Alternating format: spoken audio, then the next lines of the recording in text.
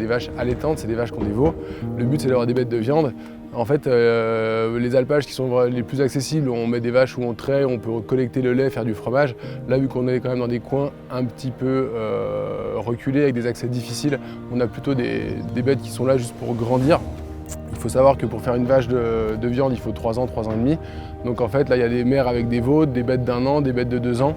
Et en fait, elles grandissent jusqu'à avoir 3 ans. Et à 3 ans, elles partiront dans le circuit viande. Donc là, c'est vraiment des animaux qui sont autonomes, qui n'ont pas besoin de l'humain au quotidien. Et le but, c'est qu'elles aient de la croissance, qu'elles grandissent, qu'elles nettoient aussi les alpages. Et à terme, voilà, ce sera des bêtes qui partiront en circuit viande plus tard, quand elles seront à maturité. Elles arrivent là au frais, elles vont passer 4 mois au frais, bien sûr que c'est automatiquement, je pense qu'elles sont hyper heureuses. Alors là, le but c'était d'emmontagner les vaches, c'est-à-dire que tous les ans en fait, il y a des périodes d'estive, c'est-à-dire que les vaches elles passent du temps en montagne mais que pendant l'été, donc c'est la période d'estive qui est du mois de juin au mois de septembre. Et en fait donc on a 2 types d'estive, on prend soit des bêtes qui sont en pension, ça veut dire qu'elles ne sont pas à nous. Ça peut être des bêtes à des tiers qui du coup viennent passer le mois de juin, juillet, août, septembre à la montagne, la période durant laquelle il y a donc de l'herbe en montagne.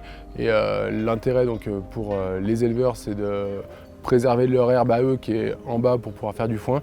Et nous, l'intérêt, c'est d'avoir des animaux pour entretenir les alpages là où on a des chalets, pour qu'on puisse garder du pâturage plus que des ronces ou des arbustes qui ne seront pas forcément ce qu'on préfère. Le but c'est de faire le boulot, d'arriver à monter les vaches. C'est bien d'être, faut pas être trop nombreux, mais c'est bien d'être quand même quelques-uns pour être aux endroits stratégiques pour les guider. Sachant qu'il y a toujours un petit peu des aléas. Là aujourd'hui tout s'est très bien passé. On a mis une demi-heure à monter, puis on a eu 2-3 aléas après. C'est donc important d'être nombreux, d'être soudés, d'avoir des gens qui connaissent le terrain, qui connaissent bien le territoire, qui connaissent les bêtes. C'est hyper important.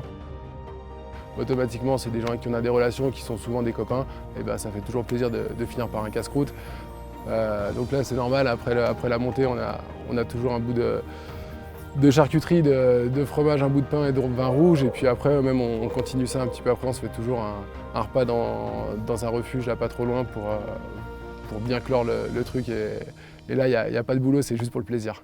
Ça, c'est important.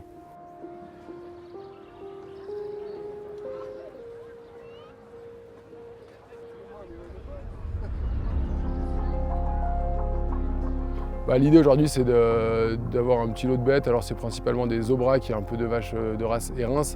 L'idée c'est de faire un circuit, on va dire, entier de la naissance aujourd'hui, et après qu'elles partent dans les magasins donc, qui sont gérés à Avoria par Anthony, qui fait de la boucherie. Voilà, l'idée c'est d'avoir, il a un besoin d'une 15aine de bêtes par an. Comme j'ai dit tout à l'heure, il faut 3 ans pour faire une vache. Donc quand moi je disais qu'on en avait 50, il y a, pour faire simple, caricatural, il y a 10 mères, 10 veaux, 10 vaches d'1 an, 10 de 2 ans, 10 de 3 ans, ça fait 50. Donc l'idée c'est de pouvoir produire à peu près 10 bêtes qui sont nées chez nous, qui passent donc, du temps en alpage tous les ans. Et qui après, quand elles sont à maturité, sont transformées dans nos magasins qui sont à Avoria.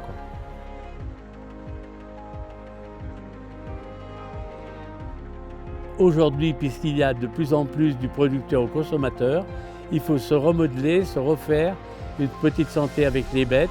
Et c'est un plaisir aussi parce que regardez par exemple aujourd'hui, on est très bien en famille en montagne. J'ai fait pas mal de chalets en montagne et on va en montagne voir nos bêtes. C'est comme celui qui est heureux comme un roi avec des harlets, celui qui va à la chasse, chacun son domaine. C'est pas là où on trouve notre vie. Mais on apprend, on voit beaucoup de monde. Et on apprend beaucoup à parler, et il faut parler toujours avec les gens. De la discussion jaillit la lumière. Dès l'instant où tu parles avec quelqu'un, tu apprends toujours quelque chose.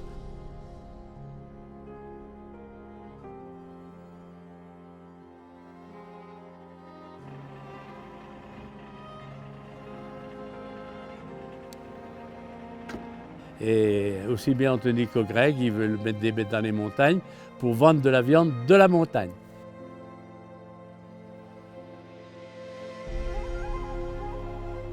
L'héritage qu'on a de tout ça, ça vient de quelque chose de familial à la base. Donc on faisait ça avec notre grand-père, avec donc mon frère Anthony quand on était plus jeune. On était toujours un peu baignés là-dedans. Et puis en fait, c'est important de garder ça. Donc il y a le côté famille qui est bien de faire ensemble. Il y a le côté aussi patrimoine montagnard qui est bien d'entretenir. On met principalement des vaches là où on a des chalets d'alpage. Là on est au Pôle aux Chiens, on a le chalet, on a la montagne à entretenir. Avant qu'on vienne, il n'y avait pas beaucoup d'entretien, donc l'idée c'est vraiment d'entretenir. Donc moi en revenant à Morzine, l'idée c'était quand même de reprendre ce qu'on faisait avant, d'entretenir nos chalets et nos alpages à notre manière et sur les mêmes modèles qu'on faisait avant, quoi. Soit en prenant des bêtes en pension, soit en ayant nos vaches à nous, parce qu'on en a quand même une cinquantaine qu'on essaye de faire pâturer, soit ici, soit à Fritrolles à côté, ou à Cuilé derrière.